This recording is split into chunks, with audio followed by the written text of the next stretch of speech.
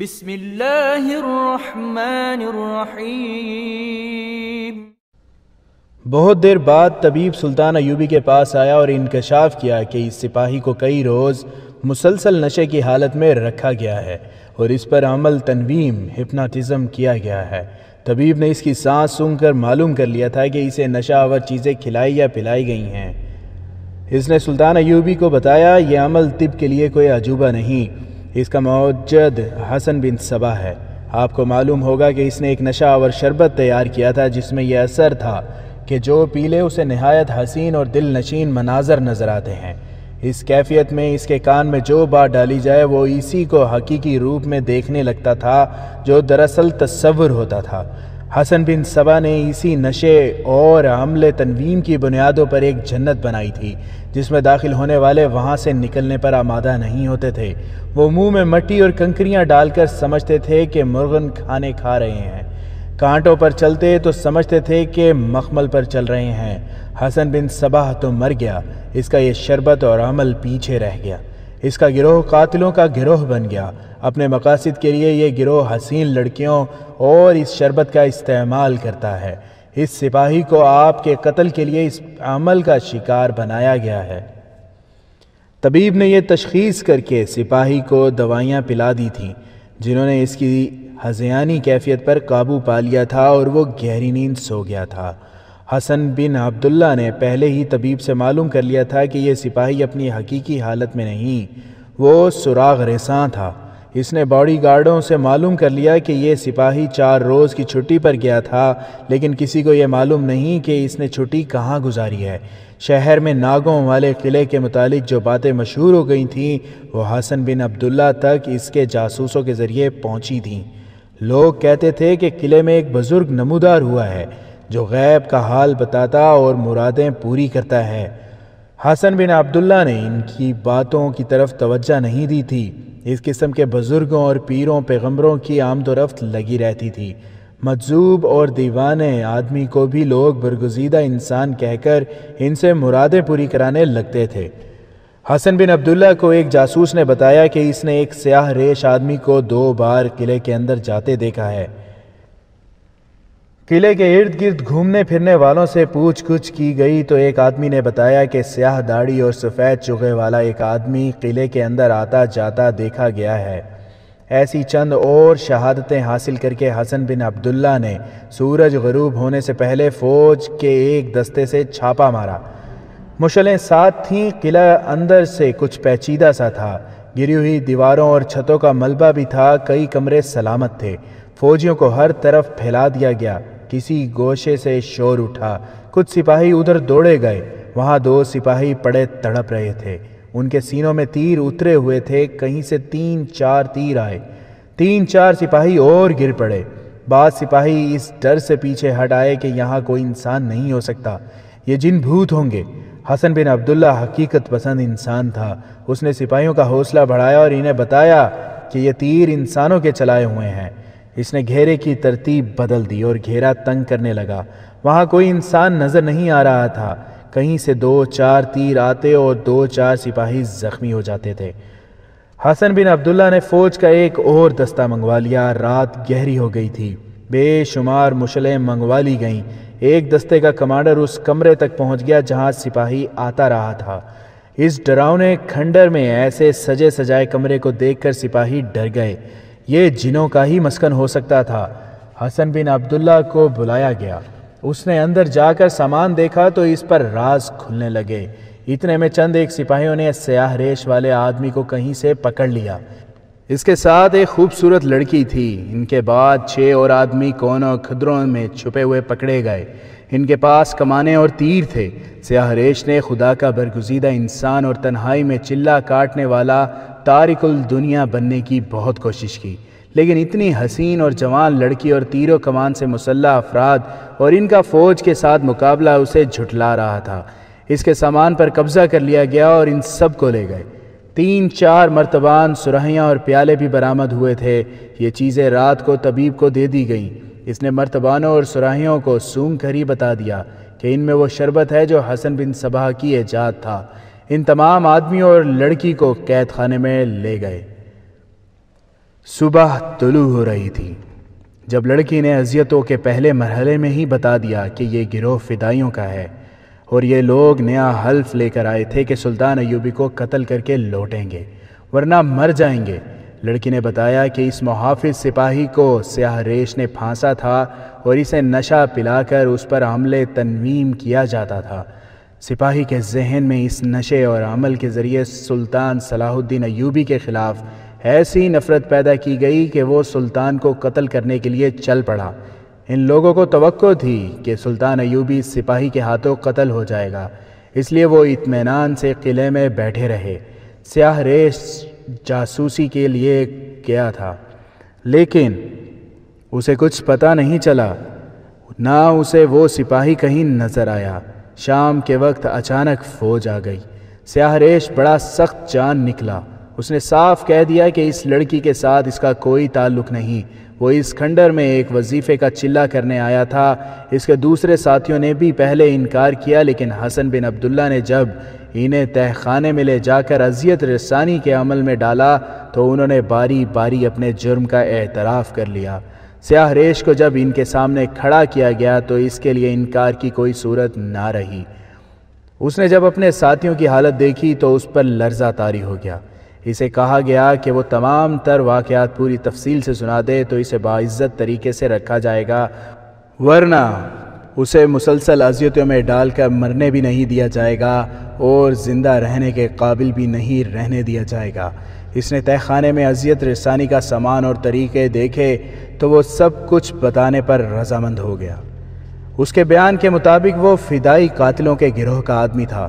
فدائیوں نے سرغنہ شیخ سنان کا وہ خصوصی تجربہ کار قاتل تھا، لیکن وہ اپنے ہاتھوں قتل نہیں کرتا تھا۔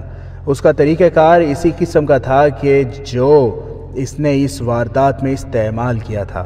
یہ حسن بن صبا کی ایجاد تھی۔ اگر اس فرقے کے متعلق کتابیں پڑھی جائیں تو ان میں اس طریقے کی تفصیلات واضح ہو جاتی ہے۔ تمام مصنفین نے رائے دی ہے کہ حسن بن صبا کو خدا نے غیر معمولی عقل عطا کی تھی جو اس نے شیطانی کاموں میں استعمال کی۔ اس سپاہی کو جس طرح سلطان ایوبی کے قتل کے لیے استعمال کیا گیا وہ اس فرقے کا ایک عام طریقہ قتل تھا۔ اس سپاہی کی مثال سے اس انوکھے طریقہ قتل کی وضاحت ہو جاتی ہے۔ اگر انسانی نفسیات کا مطالعہ کیا جائے تو کسی کو یوں اپنا اعلیٰ کار بنانا حیران کن نہیں لگتا۔ اس سپاہی کے لاشعور پر قبضہ کر کے اس پر سلطان ایوبی کے خلاف نفرت ڈالی گئی، پھر اسے جذبہ انتقام میں بدلا گیا۔ سیاہ داڑھی والے نے بتایا کہ چونکہ سلطان ایوبی پر پہلے 4 قاتلانہ حملے ناکام ہو چکے تھے، اس لیے اس شخص کو بھیجا گیا تھا کہ وہ اپنا خصوصی طریقہ استعمال کرے۔ سلطان ایوبی پر پہلے 4 حملے براہ راست کیے گئے تھے۔ یہ دیکھ لیا گیا تھا کہ سلطان ایوبی کو سیدھے طریقے سے قتل نہیں کیا جا سکتا۔ سیاہ ریش، جس کا نام واقعہ نگاروں کے ہاں محفوظ نہیں، اپنے گروہ کے 6 تجربہ کار آدمیوں اور ایک لڑکی کو دمشق لے گیا۔ اس نے ناگوں والے ویران قلعے کو اپنا مسکن بنایا۔ اس میں یہ گروہ رات کے اندھیرے میں داخل ہوا۔ انہوں نے اپنا سامان بھی رات کو وہاں پہنچایا۔ اس گروہ کے آدمیوں نے شہر میں یہ افواہ پھیلائی کہ قلعے میں ایک درویش نمودار ہوا ہے جس کے ہاتھ میں غیبی طاقت ہے، وہ مستقبل کی باتیں بتاتا ہے۔ ان افواہوں کا مقصد یہ تھا کہ لوگ قلعے میں آئیں اور سیاہ ریش کو غیب سے نمودار ہونے والا درویش یا پیغمبر تسلیم کر لیں۔ اپنی یہ حیثیت منوا کر وہ کسی ایک یا ایک سے زیادہ آدمیوں کو قبضے میں لے کر سلطان ایوبی کے قتل کے لیے استعمال کرنا چاہتا تھا، مگر خلاف توقع لوگ قلعہ میں نہ آئے، جس کی وجہ یہ تھی کہ قلعے کے متعلق بڑی ہی ڈراؤنی روایات مشہور تھیں۔ ان میں یہ روایت سب سے زیادہ خطرناک تھی کہ دونوں ناگوں کی عمر 1000 سال ہو چکی ہے اور اب انسانوں کے روپ میں ظاہر ہوتے ہیں، اور کوئی ان کے قریب جائے تو اسے نگل جاتے ہیں۔ گروہ کا سرغنہ منجھا ہوا قاتل تھا۔ اس کے دماغ میں یہ اسکیم آئی کہ سلطان ایوبی کے دستے کے کسی سپاہی کو استعمال کیا جائے۔ چنانچہ وہ کئی روز یہ دیکھتا رہا کہ محافظ دستے کے سپاہی کہاں رہتے ہیں اور ان کی ڈیوٹی کس طرح لگتی ہے۔ وہ سلطان ایوبی کے دفتر تک اور گھر تک نہ پہنچ سکا کیونکہ ان دونوں جگہوں کے قریب کوئی شہری یا فوجی نہیں جا سکتا تھا۔ یہ ممنوعہ علاقہ تھا۔ تاہم اس استاد نے اس محافظ سپاہی کو دیکھ لیا اور کسی طرح یہ بھی معلوم کر لیا کہ وہ سلطان ایوبی کے دفتر کے محافظوں میں سے ہے، یعنی یہ آسانی سے سلطان ایوبی تک پہنچ سکتا تھا۔ اس نے اس سپاہی پر نظر رکھی۔ اس وقت سیاہ ریش کا حلیہ کچھ اور تھا۔ ایک روز یہ سپاہی اسے باہر جاتا نظر آ گیا۔ سیاہ ریش نے اسے راستے میں روک لیا اور اس کے ساتھ ایسی باتیں کی جنہیں کوئی انسان خواہ وہ کتنی ہی مضبوط شخصیت کا ہو نظر انداز نہیں کر سکتا۔ ان باتوں کے لیے جو لب و لہجہ اختیار کیا گیا اور جو اداکاری کی گئی وہ انسانی فطرت پر طلسماتی اثر کرتی ہے۔ یہ سپاہی معمولی سے ذہن کا پسماندہ آدمی تھا، جال میں آ گیا اور رات کو قلعے میں پہنچ گیا۔ قلعے کے ایک کمرے میں جو اہتمام کیا گیا تھا وہ پتھروں کو موم کرنے کے لیے کافی تھا۔ ایک تو کمرے کی سجاوٹ تھی اور بیش قیمت قالین، دوسرے یہ لڑکی تھی جس کے حسن میں اور جسمانی ساخت میں جادو تھا۔ اس کا لباس ایسا تھا جس میں وہ نیم عوریاں تھی اور اس کے کھلے ہوئے ریشمی بالوں کا تاثر نشہ طاری کرتا تھا۔ سیاہ ریش کے کہنے کے مطابق یہ لڑکی، اس کا لباس اور انداز زاہدوں اور پرہیزگاروں میں بھی حیوانی جذبہ بیدار کر دیتا ہے۔ تیسری اور اصل چیز وہ شربت تھا جو وہ لوگ اپنے شکار کو پلاتے تھے۔ شیشے کا گولا فریب نظر پیدا کرنے کے لیے تھا۔ اس سپاہی کے ذہن میں یہ ڈالا گیا کہ وہ شاہی خاندان کا فرد ہے اور اس کا خاندان تخت سلیمان کا وارث ہے۔ تخت سلیمان کا وجود تھا یا نہیں، دلچسپ کہانیوں میں اس کا بہت ذکر آتا ہے اور ایسے انداز سے آتا ہے کہ یہ ایک حسین اور پر اسرار تصور کی طرح لوگوں کے ذہنوں پر سوار ہو جاتا ہے۔ یہ سپاہی جب اس کمرے میں داخل ہوا تو کمرے کی زیبائش اور قیمتی سامان نے اسے متاثر کیا۔ سیاہ ریش مراقبے کی حالت میں تھا، اس کا بھی اثر تھا۔ اس نے جب اتنی حسین لڑکی دیکھی تو مرعوب ہو گیا۔ لڑکی نے اسے جو شربت پلایا اس میں نشہ تھا۔ اس نشے کا اثر یہ تھا کہ انسان حقیقی دنیا سے لا تعلق ہو کر حسین تصورات کی دنیا میں چلا جاتا ہے۔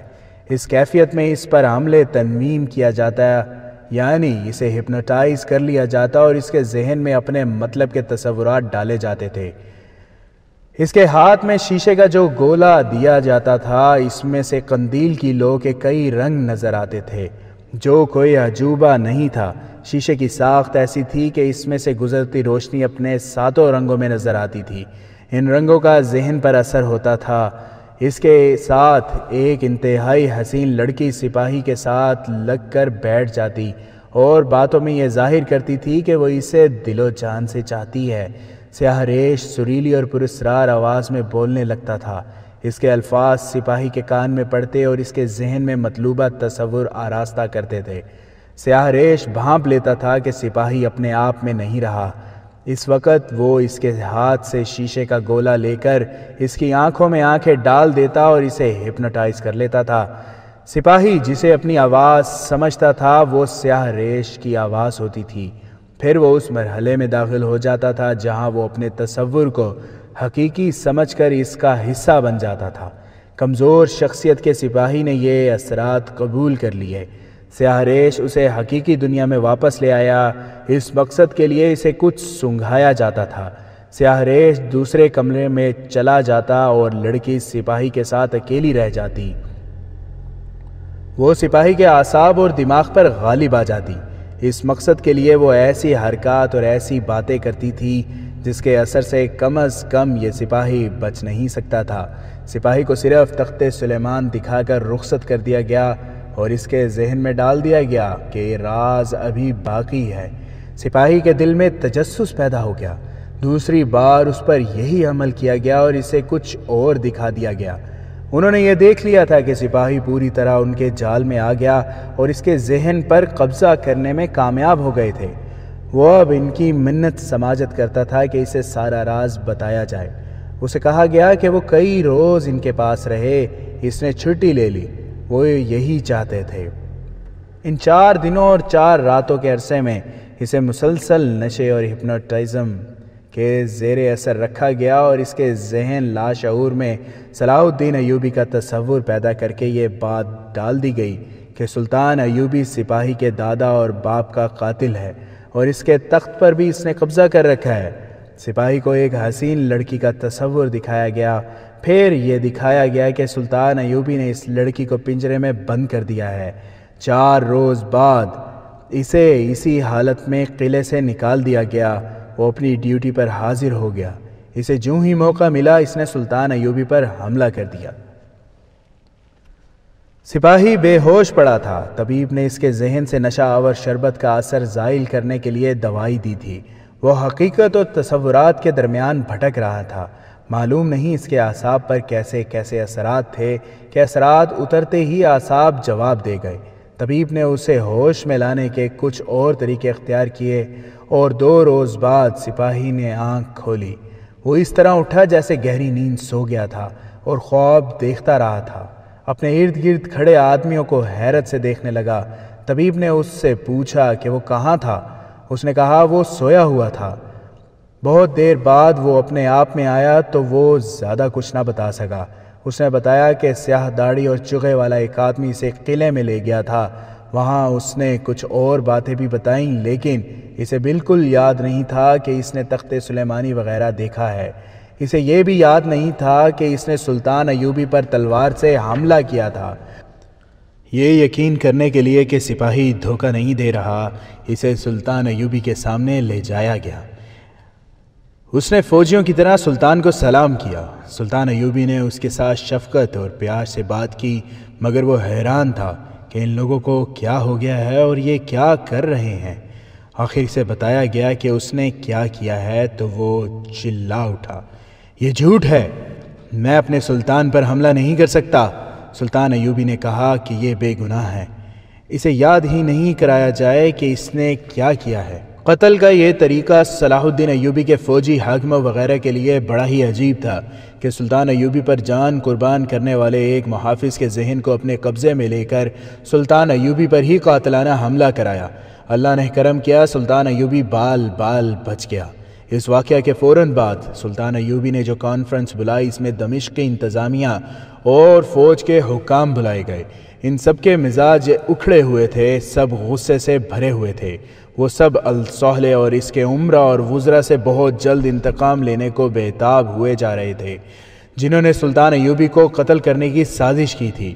وہ سمجھتے تھے کہ سلطان نے انہیں قاتلانہ حملے پر غور و خوض کرنے کے لیے بلایا ہے، لیکن سلطان آیا تو اس نے اس واقعے کا ذکر ہی نہ کیا، جیسے اس کی کوئی اہمیت ہی نہیں تھی۔ اسے اس وقت تک جاسوس نے دشمن کی سرگرمیوں کی جو اطلاعات دی تھیں، وہ ان کے مطابق اپنے پلان کی تبدیلی کے متعلق سب کو آگاہ کر رہا تھا۔ اس کا رویہ اور انداز سرد سا تھا۔ جو ہی اس نے اپنا لیکچر ختم کیا، سب بھڑک اٹھے۔ وہ انتقام کی باتیں کر رہے تھے۔ سلطان ایوبی نے بے نیازی سے مسکرا کر وہی بات کہی جو وہ پہلے بھی کئی بار کر چکا تھا۔ اشتعال، غصے اور جذبات سے بچو۔ دشمن آپ کو مشتعل کر کے ایسی کارروائی پر مجبور کرنا چاہتا ہے جس میں عقل کی بجائے جذبات اور غصہ ہو۔ میرا تمام تر منصوبہ ایک قسم کی انتقامی کارروائی ہے، لیکن انتقام اپنی ذات کا نہیں، اپنے مذہب کا۔ میری جان اور میری ذات اور تم میں سے ہر کسی کی جان اور ذات کی اس سے بڑھ کر کوئی اہمیت نہیں کہ تم اسلام اور سلطنت اسلامیہ کے پاسبان ہو۔ تم سب کو جانیں قربان کرنی ہیں، خواہ میدان جنگ میں مارے جاؤ، خواہ دھوکے میں دشمن کے ہاتھوں قتل ہو جاؤ۔ حکمران اور مجاہد میں یہی فرق ہے۔ حکمران اپنی حکومت کی اور اپنی ذات کی حفاظت کرتا ہے اور مجاہد اپنے ملک و ملت پر قربان ہوتا ہے۔ الصالح اور اس کے امیر وزیر اپنی بادشاہی کی حفاظت کر رہے ہیں، احکام خداوندی کے خلاف ورزی کر رہے ہیں، اس لیے وہ ناکام ہوں گے۔ اس نے اپنی انٹیلیجنس کے نائب سربراہ حسن بن عبداللہ سے کہا کہ وہ ایسے تمام کھنڈروں اور پرانی عمارتوں کو جن کا کوئی مصرف نہیں مسمار کرا دے۔ اس نے یہ ہدایات بھی جاری کی کہ مسجدوں میں اس موضوع پر خطبے دیے جائیں کہ دونوں جہاں کا حاکم خدا ہے اور غیب کا حال اس کے سوا کسی کو معلوم نہیں۔ خدا کا کوئی بندہ خدا اور بندوں کے درمیان رابطے کا ذریعہ نہیں بن سکتا۔ خدا ہر کسی کی سنتا ہے اور کسی انسان کے آگے سجدہ ناجائز ہے۔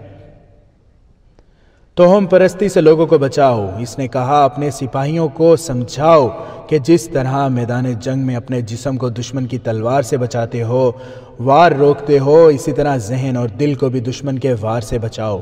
یہ وار تلوار کا نہیں، زبان کا ہوتا ہے۔ جسم کے زخم بھر جاتے ہیں، جسم زخمی ہو کر بھی لڑتا رہتا ہے، مگر ذہن اور دل پر زخم آ جائے تو جسم بیکار ہو جاتا ہے۔ تم نے نشے کا اثر دیکھ لیا ہے۔ میرے اپنے محافظ نے مجھ پر ہی حملہ کر دیا۔ جب نشہ اترا تو وہ مان نہیں رہا تھا کہ اس نے مجھ پر حملہ کیا ہے۔ اس نشے میں ایک خوبصورت لڑکی کا نشہ بھی شامل تھا۔ یہ بھی یاد رکھو کہ یہ حالت صرف ان لوگوں کی ہوتی ہے جنہیں تم اپنا غلام اور مویشی بنا لیتے ہو۔ ان میں ذمہ داری کا اور مسلمان کی عظمت کا احساس بیدار کرو۔ ان پر ذمہ داریوں اور قومی وقار کا نشہ طاری کر دو۔ ملک و ملت کا وقار اور اس وقار کا دفاع ان کے ایمان میں شامل کر دو، پھر ان پر کوئی اور نشہ طاری نہیں ہو سکے گا۔ سلطان ایوبی نے حملے کا جو پلان بنایا تھا، اس کے مطابق قلعہ با قلعہ آگے بڑھنا تھا۔ مضبوط اور مشہور قلعے حمص اور حمات کے تھے۔ حلب شہر الگ تھا، اس کے دفاعی انتظامات مضبوط تھے، اور شہر سے کچھ دور قلعہ تھا جسے قلعہ حلب کہا جاتا تھا۔ ان کے علاوہ کئی اور قلعہ بندیاں تھیں جن میں زیادہ تر پہاڑی اور دشوار گزار علاقے میں تھیں۔ سب سے بڑی دشواری اس علاقے کی سردی تھی۔ پہاڑیوں پر برف باری بھی ہوتی تھی جو سردی میں اضافہ کر دیتی تھی۔ چونکہ وہاں سردیوں میں کبھی لڑائی نہیں ہوئی تھی، اس لیے مخالفین نے اپنی فوج جو مختلف امراء کے زیر کمان تھی قلعہ بند کر دی تھی۔ اس کے صلیبی مشیروں نے بھی انہیں یہی مشورہ دیا تھا۔ ادھر سلطان ایوبی نے سردیوں میں ہی لڑنے کا تہیہ کر لیا تھا۔ اسے جاسوس مسلسل خبریں دے رہے تھے۔ ان خبروں میں ایک اطلاع یہ بھی تھی کہ حلب کی مسجدوں میں امام اور خطیب لوگوں کو اس موضوع پر وعظ اور خطبے دے رہے ہیں کہ صلاح الدین ایوبی وہ گناہگار انسان ہے جس نے بادشاہی کے لالچ اور نشے میں جنگی طاقت کے گھمنڈ میں خلیفہ کا نام خطبے سے نکال دیا ہے۔ سلطان ایوبی کو عیاش اور بدکار کہا جا رہا تھا، اور یہ بھی کہ خطبے میں خلیفہ کا نام نہ لیا جائے تو خطبہ مکمل نہیں ہوتا، اور نامکمل خطبہ گناہ ہے۔ سراؤں، مسافر خانوں اور بازاروں میں بھی یہی الفاظ سنے اور سنائے جا رہے ہیں کہ صلاح الدین ایوبی عیاش اور بدکار ہے اور نام کا مسلمان ہے۔ اس کے ساتھ ہی جاسوس کی اطلاعوں کے مطابق لوگوں میں صلاح الدین ایوبی کے خلاف جنگی جنون پیدا کیا جا رہا تھا۔ الصالح کی فوج تھوڑی تھی۔ آدھی فوج سپہ سالار توفیق جواد کے زیر کمان سلطان صلاح الدین ایوبی کے ساتھ مل گئی تھی، لہٰذا الصالح کے مفاد پرست مسلمان امراء اور حکمران شہریوں کو لڑنے کے لیے تیار کر رہے تھے۔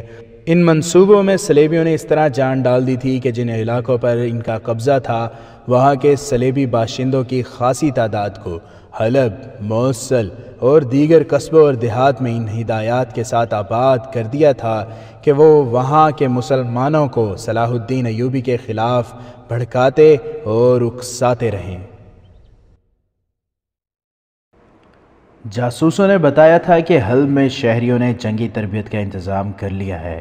ہر کوئی ہتھیاروں کی زبان میں بات کر رہا تھا۔ جنگی جنون کے ساتھ لوگوں پر اضطراری اور ہیجانی کیفیت بھی طاری ہوتی جا رہی تھی۔ البتہ پرانی عمر کے مسلمان بہت ہی پریشان تھے اور کہتے تھے کہ یہ قیامت کی نشانی ہے کہ مسلمان سے ٹکرائے گا، مگر ان کی آواز صلاح الدین ایوبی کے خلاف نعروں اور بہتان تراشی کے شور و غوغا میں دبتی جا رہی تھی۔ یہ آواز صلیبیوں کے عزائم کے خلاف تھی، اس لیے انہوں نے اسے دبانے کا خاص اہتمام کیا تھا۔ یہ سارا منصوبہ دراصل تھا ہی صلیبیوں کا۔ کئی ایک مسجدوں سے پرانے اماموں اور خطیبوں کو نکال دیا گیا تھا کیونکہ وہ منبر پر کھڑے ہو کر مسلمان کے خلاف بھڑکانے کا گناہ نہیں کرنا چاہتے تھے۔ جیسا کہ پہلے بتایا جا چکا ہے کہ الصالح نے تریپولی کے صلیبی حکمران ریمانڈ کو زر و جواہرات اور بے انداز خزانہ اس کام کی اجرت کے لیے بھیج دیا تھا کہ صلاح الدین ایوبی کے ساتھ جنگ کی صورت میں وہ اسے جنگی مدد دے گا۔ ریمانڈ نے یہ اجرت وصول کر کے اپنے چند ایک فوجی کمانڈر مشیروں کی حیثیت سے حلب بھیج دیے تھے۔ ان میں انٹیلیجنس کا ایک ماہر بھی تھا جو تخریب کاری میں بھی مہارت رکھتا تھا۔ ان مشیروں نے آتے ہی حلب میں مسلمان فوجوں کی مشترکہ ہائی کمانڈ بنا دی تھی۔ فوجیں مختلف قلعوں میں تھیں۔ ان فوجوں کے کمانڈروں میں سیف الدین والی موصل، ایک قلعہ دار گمشدگین جسے گورنر کا درجہ حاصل تھا، سلطان الملک السہل اور عزیز الدین قابل ذکر ہیں۔ ریمانڈ نے انہیں یقین دلایا تھا کہ جنگ کی صورت میں وہ مصر سے صلاح الدین ایوبی کی کمک اور رسد کو روکے رکھے گا، اور وہ جہاں کہیں محاصرہ کرے گا صلیبی فوج باہر سے حملہ کر کے محاصرہ توڑ دے گی۔ دمشق میں سلطان ایوبی دوسرے تیسرے دن تمام کمانڈروں کی کانفرنس بلاتا تھا، فوجوں کی ٹریننگ خود بھی دیکھتا اور کمانڈروں سے رپورٹیں بھی لیتا تھا۔ راتوں کو کپڑوں کے بغیر ٹریننگ دے کر اس نے اپنی فوج کو سردیوں میں لڑنے کے لیے تیار کر لیا تھا۔ قریب چٹانیں تھیں، اس نے صحرا میں بھاگنے دوڑنے والے گھوڑوں کو چٹانوں پر چڑھنے اور اترنے کا عادی بنا دیا تھا۔ ادھر حلب میں بھی 2-3 کانفرنسیں ہو چکی تھیں۔ وہاں کے کمانڈروں کو یہ اطلاع مل چکی تھی کہ سلطان ایوبی کی فوج رات کو جنگی مشقیں کرتی ہے، لیکن انہوں نے اسے کوئی اہمیت نہیں دی تھی۔ وہ کہتے تھے کہ ایوبی کا دماغ خراب ہو گیا ہے، ہمارے سامنے آئے گا تو اس کے ہوش ٹھکانے آ جائیں گے۔ ان کمانڈروں میں کوئی ایک بھی انٹیلیجنس کی سوجھ بوجھ نہیں رکھتا تھا۔ یہ اہتمام بھی صلیبیوں نے کیا تھا کہ دمشق میں جاسوس بھیجے تھے، اور شیخ سنان نے فدائی قاتل اور تخریب کار بھی بھیجے تھے، مگر ریمانڈ نے اپنا ایک ماہر بھیجا تو اس نے اس اطلاع پر توجہ دی کہ سلطان ایوبی راتوں کو کیوں جنگی مشقیں کرا رہا ہے۔ اس نے حلب کے کمانڈروں کی کانفرنس میں بھی یہ مسئلہ پیش نہیں کیا تھا، وہ ابھی اس کی وجہ معلوم نہیں کر سکا تھا۔ سلطان ایوبی نے تو حلب اور موصل وغیرہ میں جاسوسوں کا جال بچھا دیا تھا۔ ان کی زمین دوز مرکزی کمانڈ حلب میں تھی اور کمانڈر ایک عالم فاضل کے بحروپ میں تھا جو تمام جاسوسوں سے خبریں لیتا اور دمشق بھیجنے کا انتظام کرتا تھا۔ وہ اپنے جاسوسوں کی حفاظت کا اور انہیں خطرے کے وقت روپوش کرنے کا بندوبست بھی کرتا تھا۔ صلاح الدین ایوبی کو برا بھلا کہنے میں وہ پیش تھا۔ جہاں لوگ اس کا احترام کرتے تھے وہاں امیر، وزیر اور اونچی حیثیت کے شہری بھی اسے عزت کی نگاہ سے دیکھتے تھے۔ اس کے جاسوس کا گروہ ہر ضروری جگہ موجود تھا۔ الملک السہل کے محل کے باڈی گارڈز میں بھی جاسوس موجود تھے۔ 2 جاسوس خصوصی پہرہ داروں کی حیثیت سے خلیفہ کی مرکزی کمانڈ کی اس عمارت تک بھی پہنچ گئے تھے جہاں ان کی جنگی کانفرنسیں منعقد ہوتی تھیں۔ صلیبی جاسوسوں کے کمانڈر نے آتے ہی ایک تو اس پر توجہ دی کہ دمشق میں جاسوسی کے نظام کو مضبوط اور کارگر بنایا جائے اور حلب میں سلطان ایوبی کے جو جاسوس ہیں ان کا سراغ لگایا جائے۔ سلطان ایوبی کے ان 2 جاسوسوں میں جو حلب کی ہائی کمانڈ کے پہرہ داروں میں شامل ہو گئے تھے، ایک خلط نام کا جاسوس تھا۔ ایک عمارت کے کئی چھوٹے کمرے تھے اور اس میں ایک ہال تھا جو ضیافتوں، ناچ گانے اور دربار منعقد کرنے کے کام آتا تھا۔ خوب سجا ہوا تھا۔ جب سے حلب کے امیروں وزیروں نے صلیبیوں کے ساتھ دوستانہ گانٹھا تھا، اس حال کو اور زیادہ سجا دیا گیا تھا۔ ناچ گانے کا خصوصی اہتمام کیا گیا تھا۔ ناچنے والیاں جو رکھی گئی تھیں وہ چنی ہوئی خوبصورت جوان اور فن کی ماہر تھیں۔ ان رقاصاؤں میں صلیبیوں نے اپنی لڑکیوں کا اضافہ کر دیا تھا۔ یہ پیشہ ور لڑکیاں تھیں جو السہل کے امیروں وزیروں کو انگلیوں پر نچاتی رہتی تھیں۔ ان کا کام یہ تھا کہ اس کے خصوصی درباریوں، عمرہ اور فوج کے اعلیٰ کمانڈروں پر نظر رکھیں اور بھانپتی رہیں کہ ان میں کوئی سلطان ایوبی کا وفادار تو نہیں۔ اس کے علاوہ یہ لڑکیاں ان اعلیٰ حکام وغیرہ کے دلوں میں صلیبیوں کی محبت اور صلیب کی وفاداری پیدا کرنے کی کوشش کرتی تھیں۔ کبھی کبھی اس حال میں ضیافت ہوتی تھی جس میں شراب کے مٹکے خالی ہوتے، رقص ہوتا اور جب شراب اپنا رنگ دکھاتی تو بدکاری انتہا کو پہنچ جاتی تھی۔ اس بڑے کمرے میں جنگی کانفرنسیں بھی ہوتی تھیں۔ اس کے بڑے دروازے پر باڈی گارڈز کے 2 پہرے دار کمرے تلواریں اور ہاتھوں میں برچیاں لیے مستعد کھڑے رہتے تھے۔ 3-4 گھنٹوں بعد پہرے دار بدلتے تھے۔ خلط سلطان ایوبی کا جاسوس تھا، اس کے ساتھ ایک اور پہرے دار بھی جاسوس تھا۔ ان دونوں کا پہرہ اکٹھا لگا کرتا تھا۔ انہوں نے یہاں سے بہت سی معلومات حاصل کیں اور دمشق بھیجی تھیں۔ ایک شام ایک نئی رقاصہ آئی۔ اس شام حال میں ضیافت تھی، مہمان بھی آ رہے تھے، ناچنے گانے والیاں اور دوسری لڑکیاں بھی آ رہی تھیں۔ خلط اور اس کا ساتھی ان سب کو جانتے پہچانتے تھے۔ دور دور کے قلعہ دار بھی آئے ہوئے تھے۔ مہمانوں میں ایک آدمی نیا تھا۔ یہ ریمانڈ کا بھیجا ہوا جاسوس کا کمانڈر تھا۔ خلط نے معلوم کر لیا تھا کہ یہ کون ہے۔ اسے اب اس کی سرگرمیاں دیکھنی تھیں۔ اس کے علاوہ اس نے ایک اور نیا چہرہ دیکھا تھا۔ ایک لڑکی تھی جسے وہ 3-4 دنوں سے دیکھ رہا تھا۔ یہ نئی آئی تھی۔ خلط اپنے ساتھی کے ساتھ ڈیوٹی ختم کر کے جا رہا تھا کہ یہ لڑکی سامنے آ گئی۔ وہ ٹھٹک گیا۔ یہ چہرہ اسے جانا پہچانا لگا، مگر وہ سمجھا کہ چہروں میں مشابہت بھی ہوتی ہے۔ اس نے توجہ ہٹا لی، لیکن اس لڑکی نے اسے کچھ زیادہ ہی غور سے دیکھا اور اسے دیکھتی آگے نکل گئی۔ خلط نے گھوم کر دیکھا تو لڑکی رک کر اسے دیکھ رہی تھی۔ دوسرے دن بھی ایسے ہی ہوا۔ خلط نے یہ معلوم کر لیا تھا کہ یہ رقاصہ ہے۔ وہ کوئی شہزادی معلوم ہوتی تھی۔ خلط سپاہی تھا۔ اس کا ایسی لڑکی کے ساتھ کوئی تعلق نہیں ہو سکتا تھا۔ شہزادی قسم کی رقاصہ تو امیروں کی ملکیت تھی۔ البتہ خلط کو ایک اور لڑکی یاد آ گئی تھی جس کی شکل و صورت اس رقاصہ سے ملتی جلتی تھی۔ وہ 11-12 سال پہلے کی بات تھی جس کی یاد بھی خلط کے ذہن سے محو ہوتی جا رہی تھی۔ اس وقت خلط 17-18 سال کا نوجوان تھا۔ وہ دمشق سے تھوڑی ہی دور ایک گاؤں میں رہتا تھا اور اپنے باپ کے ساتھ کھیتی باڑی کیا کرتا تھا۔ وہ خوبرو بھی تھا اور اس کی طبیعت بہت شگفتہ تھی۔ ہنسی مذاق زیادہ کرتا تھا اور حاضر جواب بھی تھا۔ اسی لیے گاؤں میں بچے سے بوڑھے تک اسے سب بہت چاہتے تھے۔ ہجرت کا سلسلہ تو چلتا ہی رہتا تھا۔ جن علاقوں پر صلیبی قابض تھے وہاں سے مسلمان کنبے صلیبیوں کے ظلم و ستم سے تنگ آ کر مسلمانوں کی حکمرانی کے علاقوں میں آتے رہتے تھے۔ مقامی لوگ ان کی مدد امداد کرتے اور انہیں آباد کر لیتے تھے۔ ایسا ہی ایک کنبہ کہیں سے ہجرت کر کے خلط کے گاؤں میں آ گیا۔ اس میں حمیرہ نام کی ایک بچی تھی جس کی عمر اس وقت 11-12 سال تھی۔ خوبصورت بچی تھی۔ گاؤں والوں نے اس کنبے کو آباد کر لیا اور کھیتی باڑی کے لیے زمین اور سامان بھی مہیا کر دیا۔ حمیرہ کے بہن بھائی چھوٹے تھے، کام کرنے کے قابل صرف باپ تھا۔ خلط نے اس کا ہاتھ بٹانا شروع کر دیا۔ حمیرہ کو خلط کی باتیں اچھی لگتی تھیں اور خلط کو یہ بچی اچھی لگتی تھی۔ وہ خلط کے گھر آ جایا کرتی۔ گھر ہو یا کھیت، حمیرہ اس سے کہانیاں ضرور سنتی تھی۔ خلط دلچسپ قصے گھڑ لیا کرتا تھا۔ 2-4 ماہ بعد حمیرہ کے باپ نے کھیتی باڑی میں دلچسپی لینی چھوڑ دی۔ دمشق قریب تھا، وہ شہر میں چلا جاتا اور شام کو واپس آتا تھا۔ 1 سال گزرا تو اس نے کھیتی باڑی ختم کر دی۔ کسی کو معلوم نہیں تھا کہ اس نے کون سا ذریعہ معاش اختیار کر لیا ہے۔ البتہ اس کنبے کی حالت بہتر ہوتی جا رہی تھی۔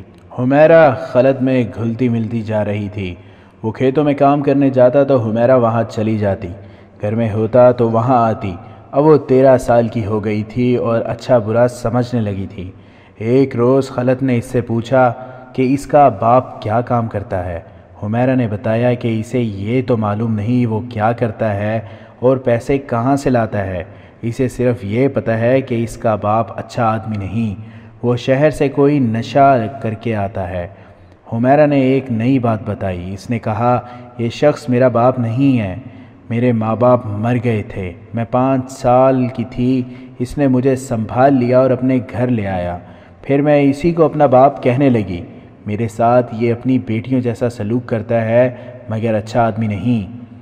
1.5-2 سال گزر گئے۔ خلط میں حمیرہ کی بچپنے کی دلچسپی محبت میں بدل گئی۔ شباب نے حمیرہ کے چہرے پر بڑا ہی دلکش نکھار پیدا کر دیا تھا اور قد بھی بڑھ کر جاذب نظر ہو گیا تھا۔ ایک روز وہ خلط سے ملی، بہت پریشان تھی۔ اس نے خلط کو بتایا کہ اسے شک ہے کہ اس کا باپ اسے شادی کے بہانے کسی اجنبی کے حوالے کرنا چاہتا ہے۔ یہ شک اسے اس طرح ہوا تھا کہ اس کے باپ کے ساتھ ایک آدمی آیا تھا۔ باپ نے اس آدمی کی بہت خاطر تواضع کی تھی اور کچھ دیر بعد حمیرہ کو اپنے پاس بلایا تھا۔ اس اجنبی نے حمیرہ کو بڑی غور سے دیکھا تھا۔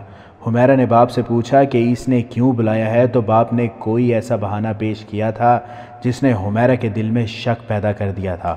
حمیرہ نے خلط سے کہا کہ وہ اس کے سوا کسی اور کے پاس نہیں جانا چاہتی۔ خلط نے اسے کہا وہ اپنے ماں باپ کے ساتھ بات کر کے اس کے ساتھ شادی کی کوشش کرے گا۔ یہ تو الگ بات ہے کہ حمیرہ جسے باپ کہتی تھی وہ اس کا باپ نہیں تھا، لہٰذا اس شخص کو حمیرہ کے مستقبل کے متعلق کوئی فکر نہیں تھی۔ لیکن اس دور میں عورت کی کوئی حیثیت نہیں تھی۔ بہت سی رقم لے کر لڑکیوں کو کسی کے ساتھ بیاہ دینے کا رواج عام تھا۔